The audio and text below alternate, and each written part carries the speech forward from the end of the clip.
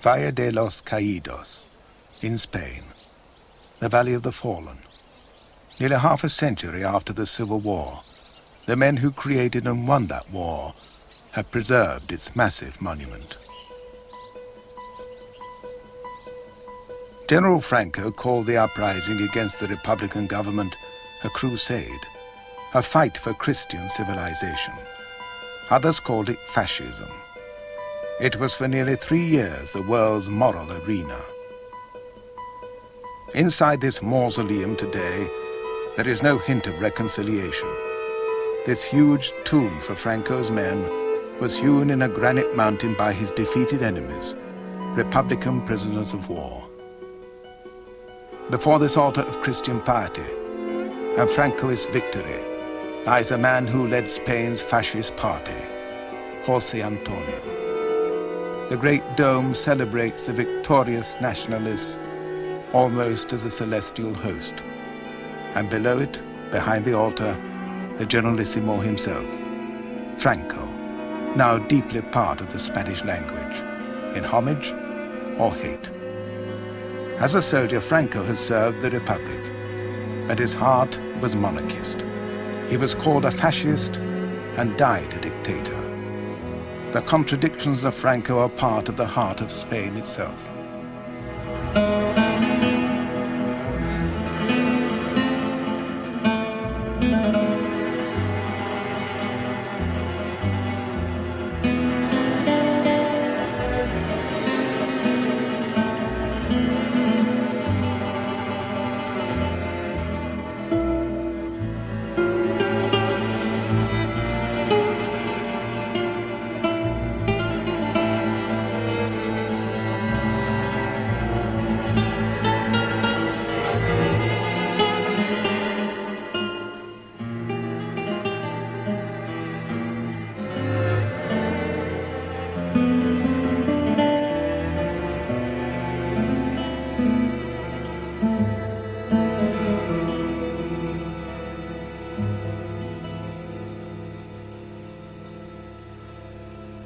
It was said, in time to come, that Franco was a cautious and even reluctant conspirator in the army's coup d'etat, which began the Civil War. But he became Europe's longest ruling dictator of our century, the archetype of dominant endurance.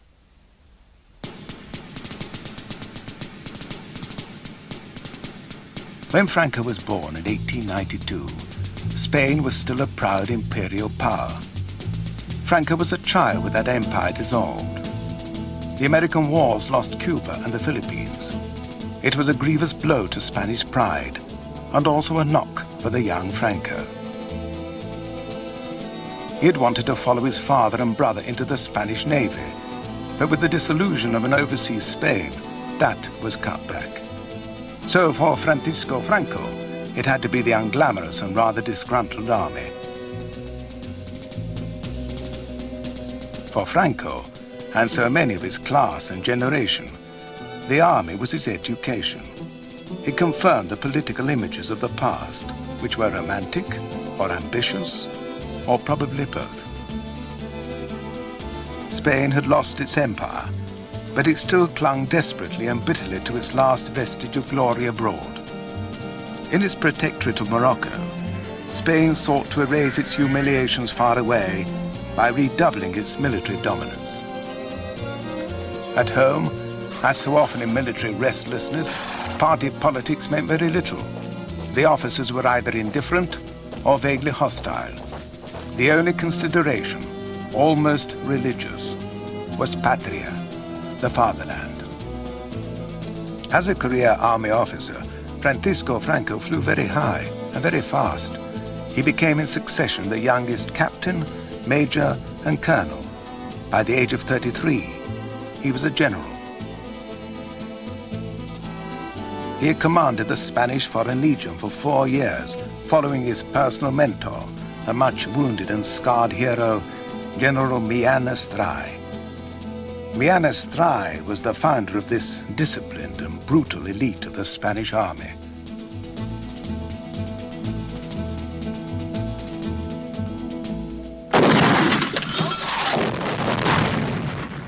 The Foreign Legion was used to suppress the Asturias rebellion against the Republican government in 1934.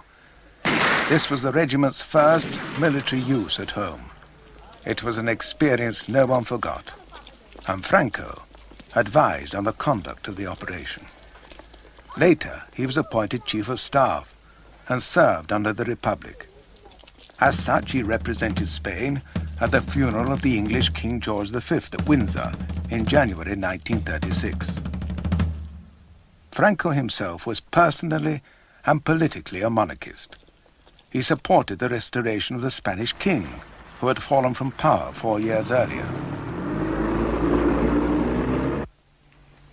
Few people know that Francisco Franco once nudged his way into the movie business. After the war, he wrote a feature film under a pseudonym, which reveals his contempt for democratic politics. The script follows the lives of three brothers. It's a situation not unlike Franco's own family. His younger brother Ramon was a Republican. And in this scene, one brother, who wants to be a Republican politician, is arguing with another, an army officer, about using his inheritance for a political career. Their mother has agreed to share out the estate. It was perhaps easier for Franco to understand than for us. Que es mucha bondad la de prescindir de todo al fin y al cabo para una mala empresa. ¿Llamas mala empresa que yo trate de salir diputado? De tu significación, sí, comprendo. Buena empresa la de los militares, que por pintar por ahí la cigüeña os aseguramos la vida a todos los ciudadanos. Dices ese disparate porque te duele que seamos el principal estorbo para vuestros manejos turbios e indignos. José. Pedro. Sí, indignos vosotros. Quieto, José, ven conmigo. ¿Es que no queréis que tenga ni un solo día feliz? Todo esto se acabará muy pronto. Dios quiera que sea el día en que cada uno estemos en distinto papel. Ya está bien, José. The film's breathless commentary goes on to describe the 5 years of Spain's fragile democracy, in Franco's version of events at least.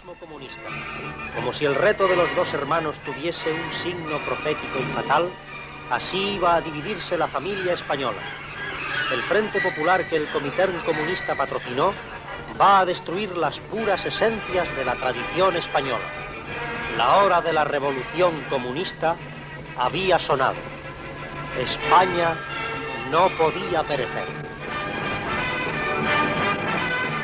Destruction of traditional values, communist revolution. These were the catchwords with which the insurgent generals rallied most of Spain's middle class against the Republic. Petra Roman de Bondia was a young girl from a conservative family in Salamanca. I thought that the military uprising would bring an improvement in every sense. Our ideals and what we thought Franco and his army were going to defend were God, the homeland, the family and order.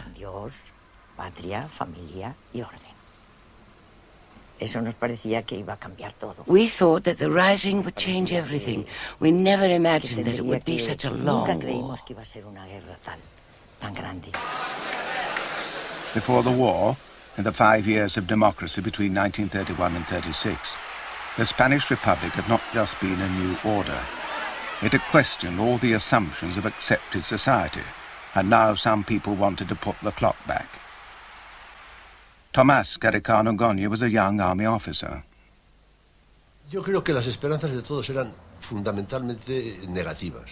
I think that most of our hopes were fundamentally negative. That is to say, we wanted to stop certain things, public disorder, the labor upheavals which did so much harm to both management and workforce. We wanted to do away with religious persecution. Not only was religious education banned, but also any teaching by the religious orders. We wanted really to return to a more traditional Spanish way of life, a peaceful one, which this Republican government had failed to bring. The social upheavals of the Republic had led to a progressive breakdown of law and order. In the countryside, peasants hungry to own the land they worked seized it. Some landowners had been killed, and others feared for their lives. Peace was impossible, so we had to head for the hills. If it's just not possible to live, then you have to find a different solution, which was the rising against the Republic. Franco had begun with curious discretion. He had joined the army coup in Morocco with expressly limited aims of restoring order and crushing the revolution. But his proclamation did not invoke the church or any crusade. He did, to be sure, hint darkly about foreign influences assailing traditional values. What was surprising to some was that his proclamation concluded with the unexpectedly democratic slogans fraternity, liberty, equality. But that, he said, was the absolute order of their priority. The First Army decrees gave instant comfort to its middle-class supporters. That was fairly easy. All the land the Republican reforms had shared out was to go back to the owners. Trade unions were banned. So were all political parties of the Popular Front. But first, the army had to face the fact that its initial coup had failed.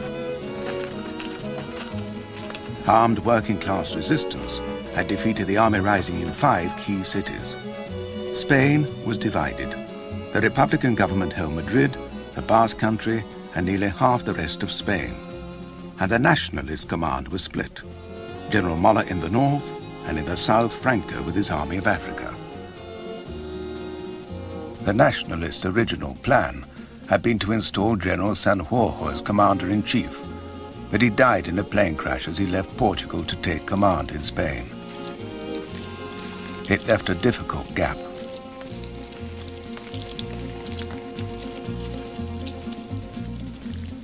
Two months later, the rebel generals gathered for a meeting in Salamanca. A strong lobby for Franco was gaining ground. All but one voted in favor of a single commander-in-chief. The sole objection was from Miguel Cabanillas, who had been temporarily appointed leader of the military junta. Next, Franco was proposed. Again, all but Cabanillas agreed. The decision was delayed. What was desperately needed was a man whom all under arms on the insurgent side would support. Already the insurgents were split with differences. There was the old Peninsular Army. There was the Civil Guard, the Army of Africa, Spanish units and Moors, let alone the armed militias of the fascist Falange and columns of monarchists and traditionalists. All these armed factions had conflicting expectations of their leader. Alone among the rivals, Franco seemed to satisfy the factions. He was the man in the middle. His reputation too as a soldier ensured him popular support, and this was immediately reinforced by events.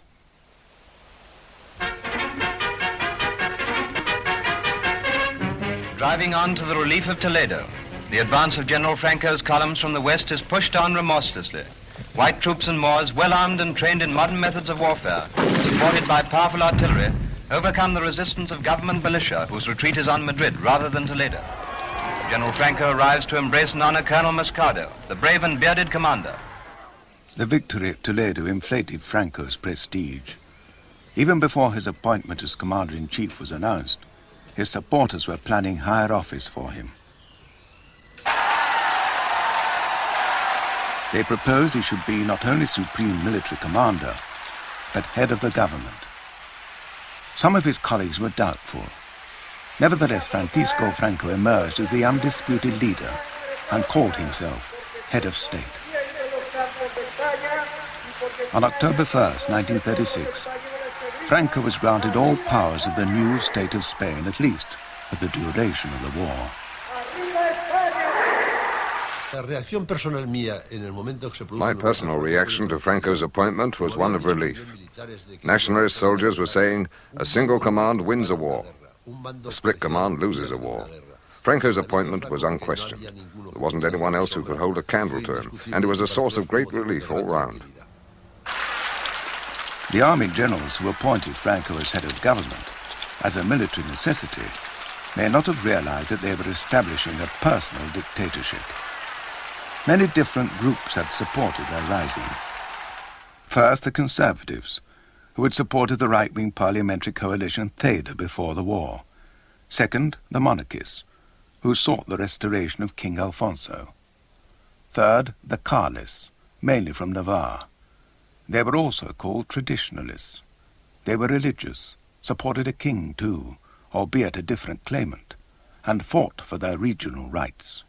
Fourth, the Falange, the fascist party, outlawed by the Republic.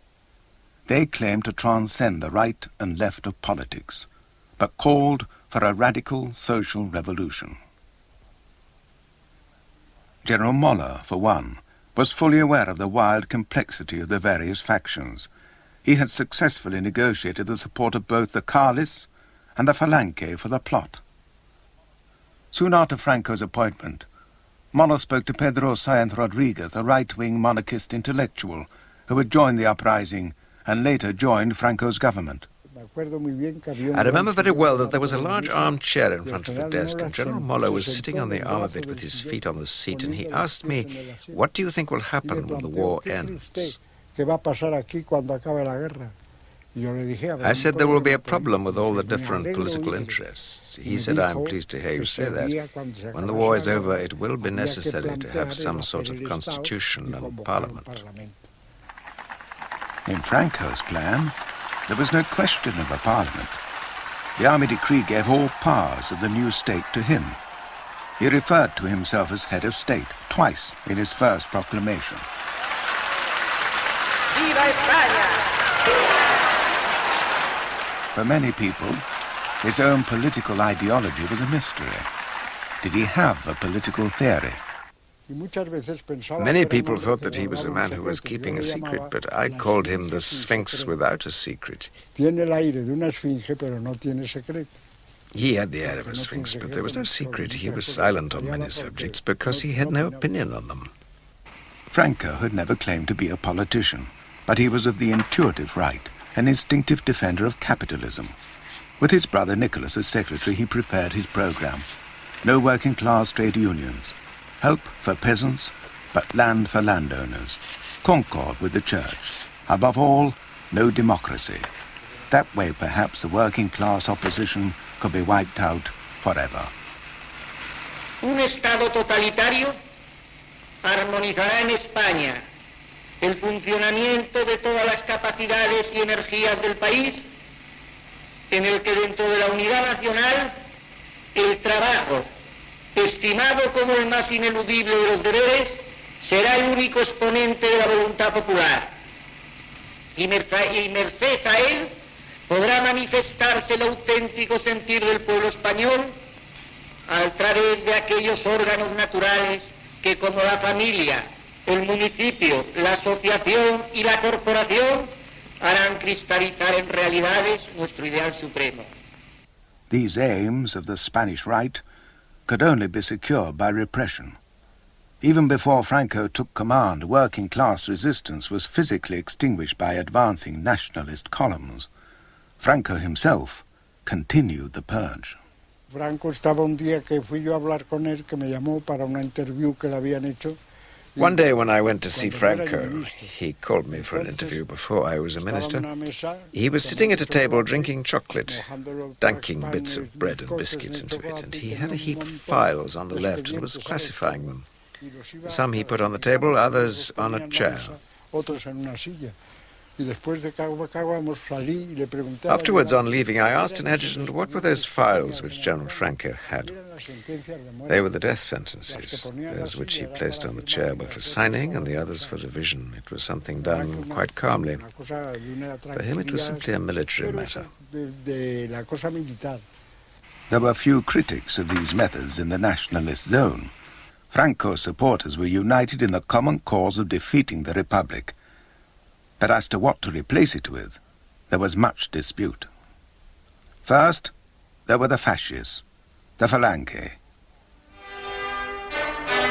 Before the war and his imprisonment, their leader, José Antonio, had tried to present a doctrine of seductive simplicity.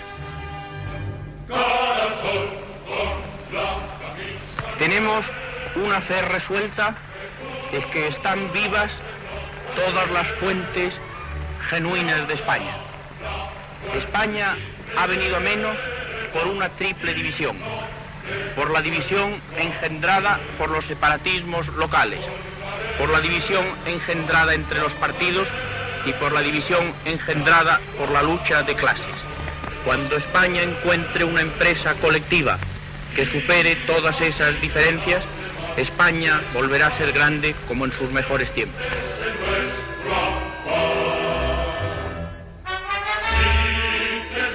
The Falange's fascism was disguised by revolutionary jargon. Narciso Perales was one of its first members. The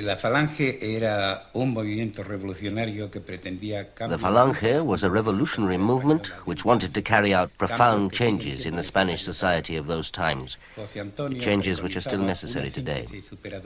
José Antonio proclaimed a doctrine which resolved opposing doctrines in society. It upheld spiritual values and the belief in the fatherland as our common and universal destiny, and at the same time it aimed for a social revolution. The agrarian reform would turn the land over to the peasants so that the vision of giving the ownership of the land to those who work it would come true. Banks would be nationalized because it was considered unjust that the savings of all the Spanish people should be controlled by a few who dominated the economy of the country.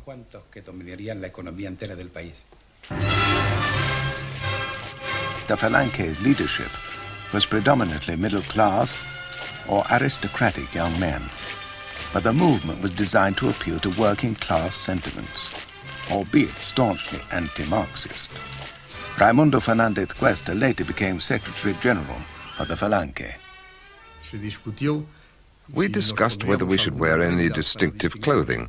José Antonio said we should wear a blue shirt. It's the same color as the proletariat's overalls. And it was the same for the flag. It was black and red because that was the flag of the anarchist trade unions. We wanted ours to be similar.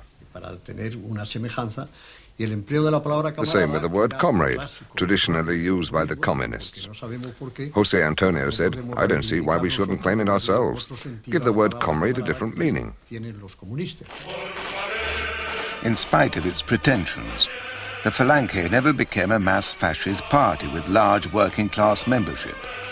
Unlike what had happened in Germany and Italy, fascism had not taken root in Spain before the war. For one thing, the economic conditions were very different. Spain was still economically in the 19th century. The groups that might have been attracted by fascism were either satisfied by conventional politics or just non-existent. There was no large petty bourgeoisie scarred by recession or defeat in a world war. The middle class was reassured that the dominant presence of the army would protect them from revolution, and the working class had suffered no disappointment that might provoke them to find an alternative to Marxist, socialist, or anarchist ideals. In 1936, however, after the February elections when democracy disintegrated into political violence, conservative youth had begun to defect to the radical alternative, and once the war began, people flocked to the Falange. It was a demonstration of allegiance to the nationalist cause, and moreover, with a purge of working-class organizations, it became a safe haven for anybody whose background was suspiciously leftist. The blue shirt became known as a salvavidas, a life jacket. Some nationalists, however, viewed the Falange's populist and violent image with distaste. There were many people who joined the Phalangists, but I could never join them because I did not consider them to be virtuous in the Christian sense of the term.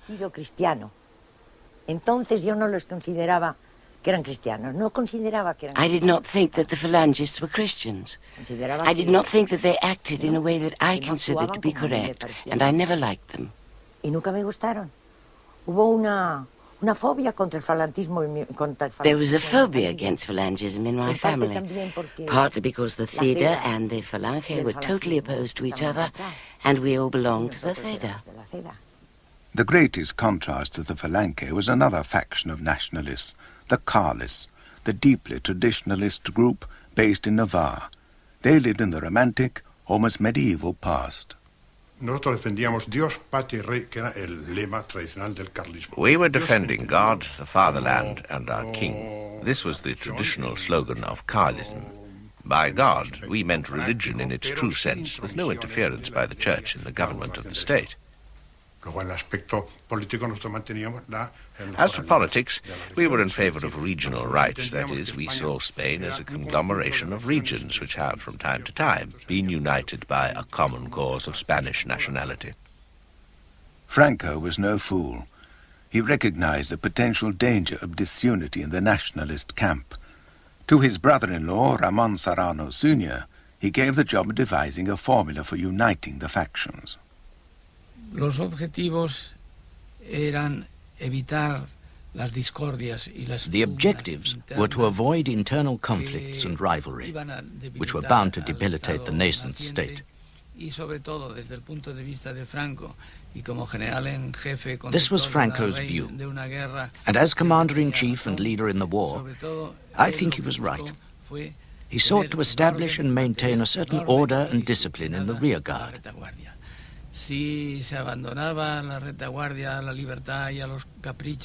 If the rear guard was left to the whims of the different groups, things could get out of hand and could affect the situation in the fighting fronts, as happened in the Republican zone.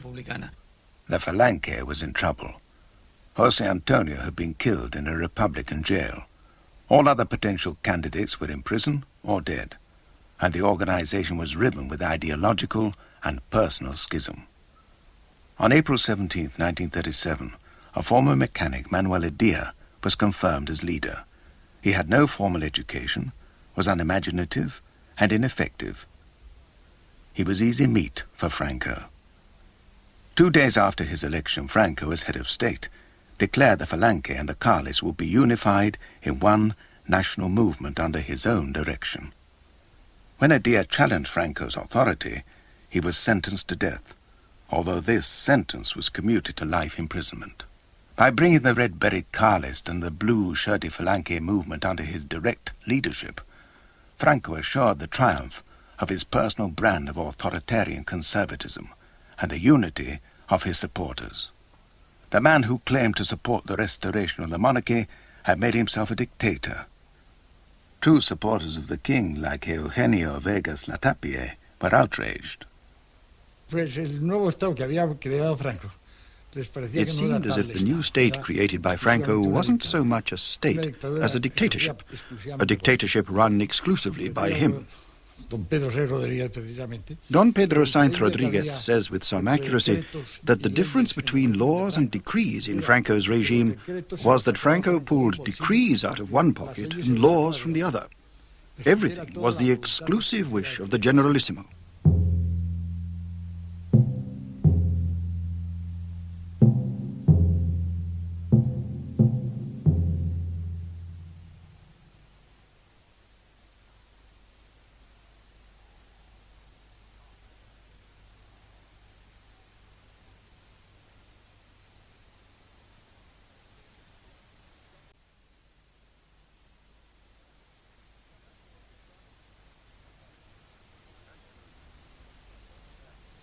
Franco's regime was a conservative dictatorship, but it was cloaked in symbols and ritual of fascism.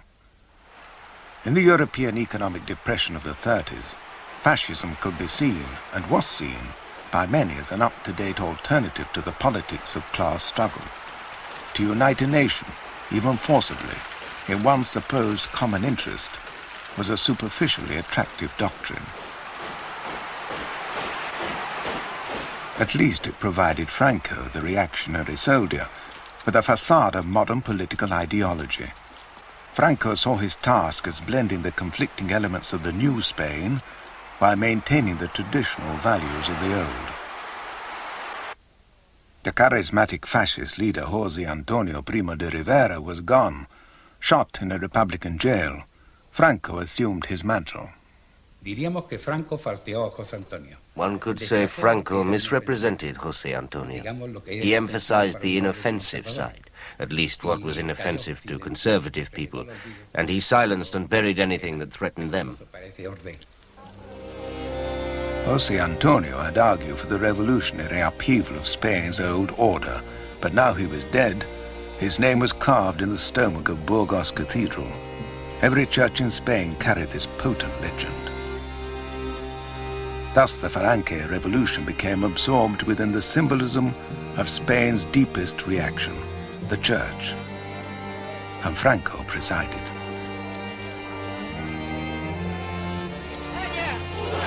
España! España!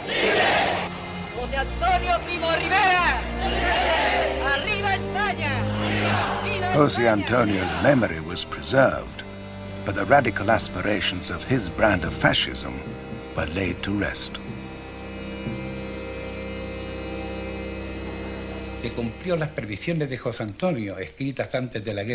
What José Antonio had predicted before the war came true. He had said that the Falange could contribute, without knowing it, to the restoration of a conservative bourgeois mediocrity of which, he commented, there is such a generous sample in Spain, and it would be adorned to add to the mockery with the choreographic figures of the blue shirts.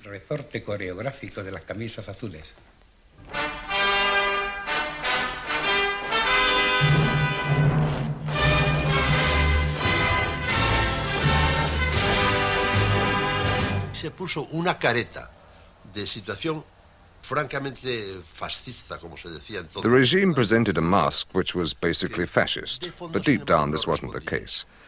I would describe it as an economically conservative, authoritarian government because order had to be imposed, but with a facade and certain details from totalitarian regimes to be found elsewhere in Europe.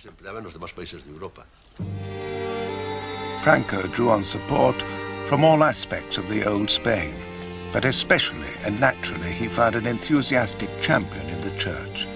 The Republic had attacked it, both ideologically and physically. There was never any doubt as to where the church would stand now.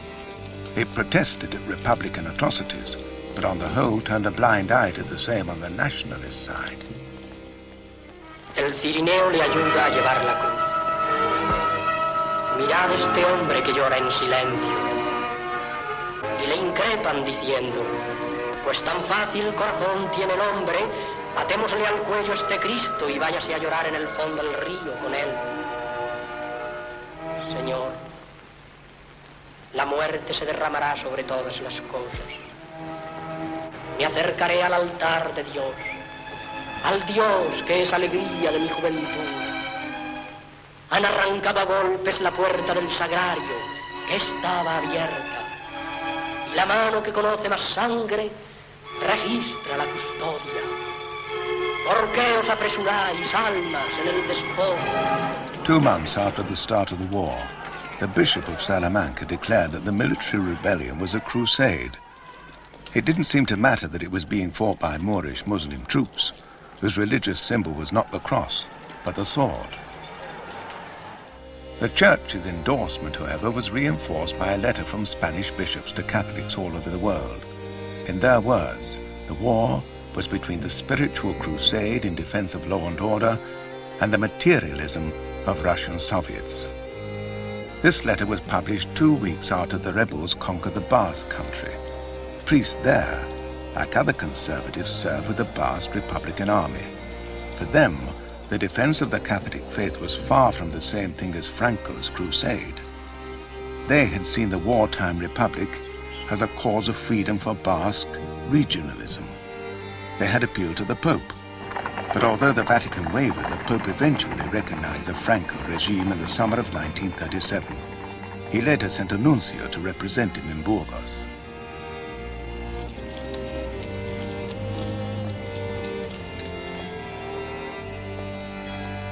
Undoubtedly, many Spaniards believed that Franco's campaign was a holy task, and Rome's approval was a great reinforcement to the devout.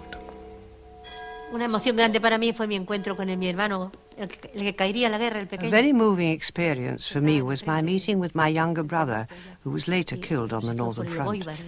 He'd asked for leave to come and see me. Bajó con un permiso para saludarme y me preguntó, mira, Cristina, quería yo verte. He said to me, look, Christina, I wanted to see you because I wanted to ask you something. Those of us who die in the war, if we fight to defend God and Spain, as I'm doing, are we going to go to heaven as martyrs, even if the Church doesn't give us an official place in the register? I said I was sure they would, if they fought with that spirit, in the name of God and the motherland. Then God would give them a place among the martyrs in heaven. The Spanish Church's endorsement, even sanctification of Franco's rebellion, was well rewarded. Religious education in state schools was again authorized. Church property was exempt from taxes. Civil marriage and divorce outlawed. Now Spain could properly be called National Catholic.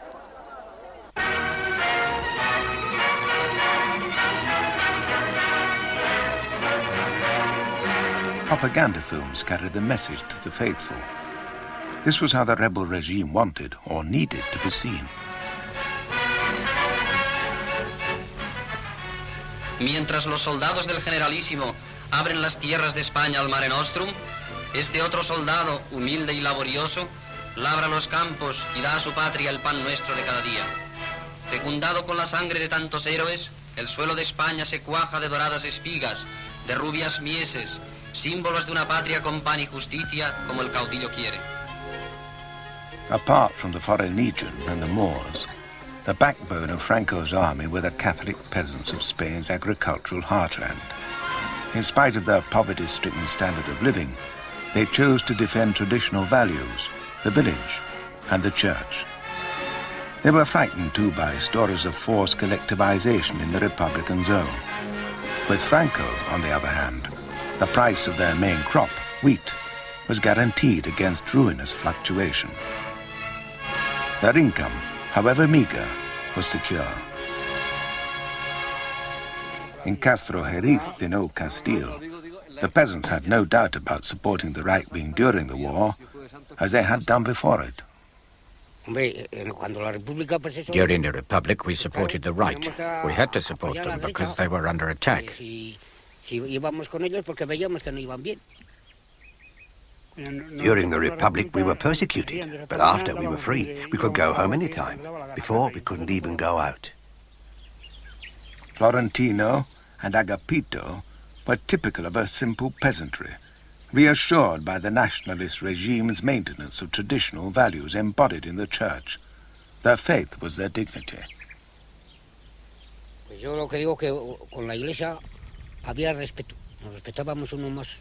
I believe that with the church there was respect. We respected each other more. Without religion there could be no respect. That's what I think. Without the church, the priest, they just bury you like a dog. Other people are against religion, but I've always been for it. We joined Falange, and my brother was going to go to the front, but because he was my older brother and he did more work than I did, my father said I should go in his place. In the end, he went off too.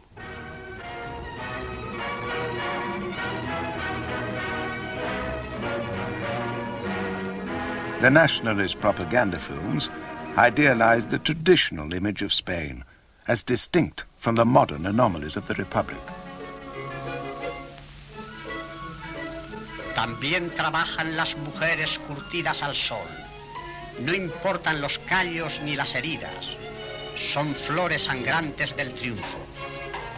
España entera es milicia y la milicia es austeridad, trabajo, resistencia y silencio. The contrast between the position of women in the nationalist part of Spain and that in the Republican zone was extraordinary. The Republicans had emancipated women. Divorce was legalized. Discriminatory laws abolished. Now with the Civil War, some women even went to the front to fight. But in the nationalist zone, the senoras and senoritas of old Spain were revered in a subsidiary role. Pilar Primo de Rivera was the sister of José Antonio. She had been trapped in Republican Madrid at the start of the war. They had no sense of family duty, and the divorce law had already divided us even more, because, of course, our Catholic way of life meant we could not accept it. In the nationalist zone, everything was much more constructive, more efficient, orderly and effective. There was a reason for everything. On the other side, there was chaos and a jumble of weird ideas. That is the truth. When Pilar escaped to the nationalist zone, she set up a special women's section of the Falange, the fascist party. Our women didn't go to the trenches. They were auxiliaries at the front, in the infirmaries, in the washroom, in the hospitals. But our view was always that the woman's most important mission and her real place was in the family, at home.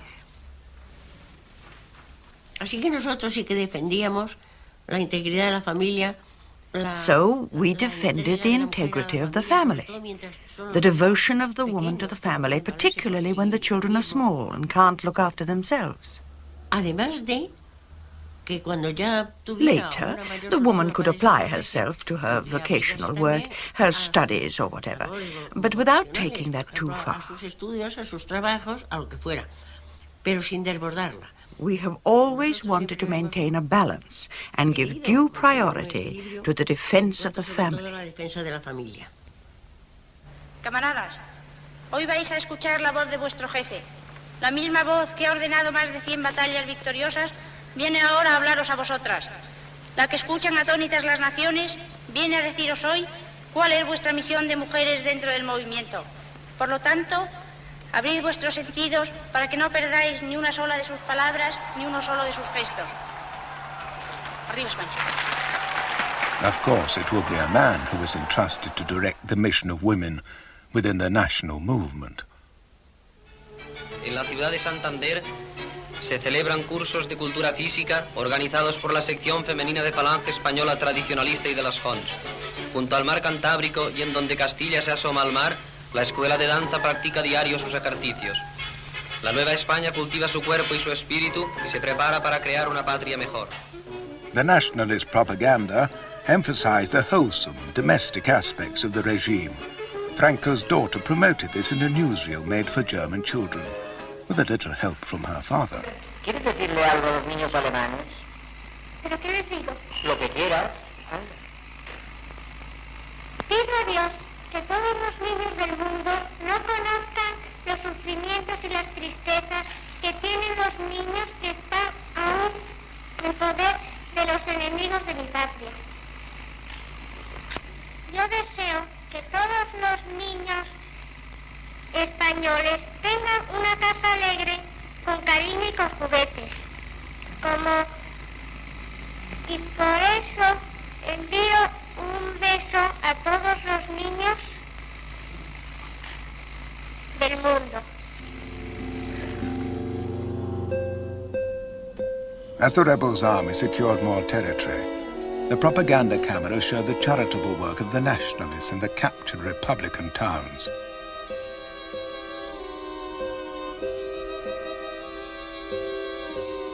A women's organization, Auxilio Social, modelled on its Nazi counterpart, Winter Help, doled out bread.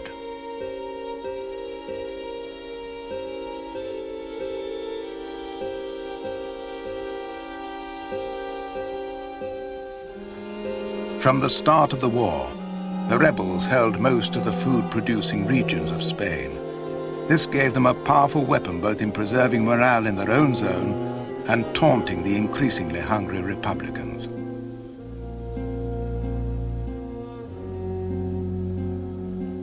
The enforced unity and morale of the nationalists seemed in stark contrast to the dejected squabbling that had beset the Republic even before the war. Toda la radio era triunfalista. Everything on the radio boasted of victory. We were always winning, we were triumphant, we were strong. That's what we all felt at that time. So we were the victors, we were winning, we were the ones with God on our side. All the soldiers carried a small piece of material with the image of Jesus' heart. It was thought that God was helping us because that was how it should be. It had to be. Im Lichte der aufgehenden Sonne nationale Traditionen zeichnen sich immer klarer die Umrisse eines neuen Spanien. Einig, groß und frei. Nazi Germany and Italy had formally recognized the rebel regime during the siege of Madrid. From the first days, they had been supplying more and more military aid. When the German ambassador, General von Faupel, took the salute at the recognition ceremony, Franco described his allies as the bulwarks of culture, civilization, and Christianity in Europe. This moment, he said, marks the peak of life in this world.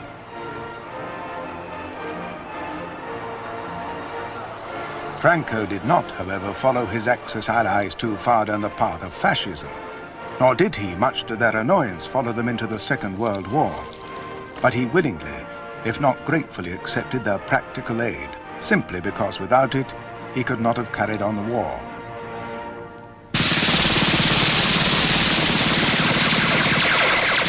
When it was finally over, Spain had to repay Germany £116 million, nearly £2 billion in today's money. But the Germans were not altruistic. They needed a steady flow of minerals for their own Nazi war machine. They suggested taking over Spanish mines. For a long time, Franco resisted. But later, when he desperately needed supplies for a final offensive, he agreed to a German majority shareholding of 5 mining companies. The fact of this odd triangular relationship was that Franco's Spain was much closer in temperament to Italy. The Italians encouraged Franco to be more fascist, thereby to remove the well-founded suspicion that his was merely a conservative reactionary regime. They were only marginally successful. Spain adopted fascist-style institutions, but only one piece of legislation of Franco's new state reflected the revolutionary fascist influence of Italy: a labor charter setting up corporate trade unions.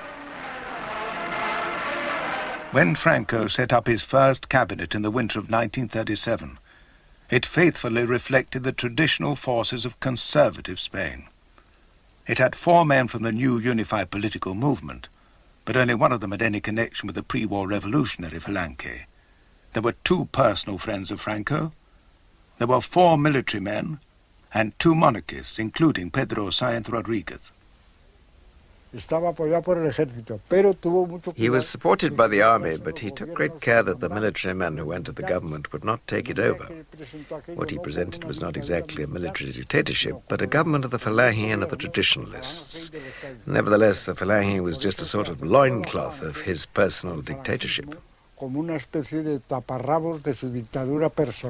The genuine Phalangists and Traditionalists were prepared to do anything for the sake of their cause, so Franco could trust neither. Entonces no eran de fiar para el mismo Franco. Así fueron sustituidos los auténticos. Thus, the true party people were replaced with pseudo-Phalangists and pseudo-Traditionalists. Finalmente, pero de forma progresivamente decreciente. And even they were gradually pushed aside, as Franco increasingly relied on the right-wing groups which, although they were not proper parties, supported him until the end of his life. Innominadamente. Hasta el final de su vida fue así.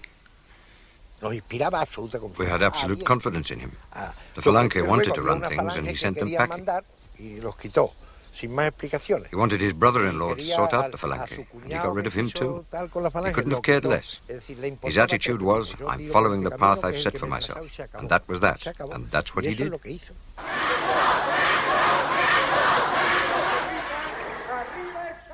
As his Minister of Public Order, Franco appointed General Martínez de Nido. This man's reputation was based on his brutal repression of anarchists in Barcelona in the 1920s. Nido's appointment marked Franco's determination, above all, to strictly suppress any working-class resistance. If anyone was caught with any association with working-class parties or trade unions, they were summarily dealt with. Francisco Payatas López, a lawyer, had escaped assassination squads in Republican Madrid, but he found justice was no fairer in the nationalist zone. Entraban, por ejemplo, 20 individuos. 20 people would go in and the trial would take less than a quarter of an hour. There wasn't even time for them to make statements, nothing at all. It was even worse than the executions without trial because, on top of everything, it was making a mockery of justice, giving an appearance of legality to something which was not legal at all. And also, as I learnt later on, Franco insisted that only 1 in 5 people could be acquitted. That was the highest proportion. The nationalist passion for the unity of Spain meant stamping on all aspirations for autonomy of the traditionally distinctive regions of Catalonia and the Basque Country. In the Basque Country, the physical devastation was matched with the attempt to destroy the spirit of Basque nationalism. The Basque language was prohibited. Even the road signs were painted out. In April 1938, as Franco's army was poised to invade Catalonia, he announced the abolition of the region's home rule. The decree proclaimed that Catalonia would now have the honor of being governed on an equal footing with the rest of Spain. Before the war was over, it became clear what that honor entailed. The so-called law of political responsibilities retrospectively made anyone who had been an active Republican for 18 months before the war liable to prosecution. It included anyone who resisted Franco during the war. More often than not, the sentence was death, even if it wasn't always carried out. By the spring of 1938, he was already rounding up thousands of Republican soldiers and sending them to concentration camps. And the war still had a year to run.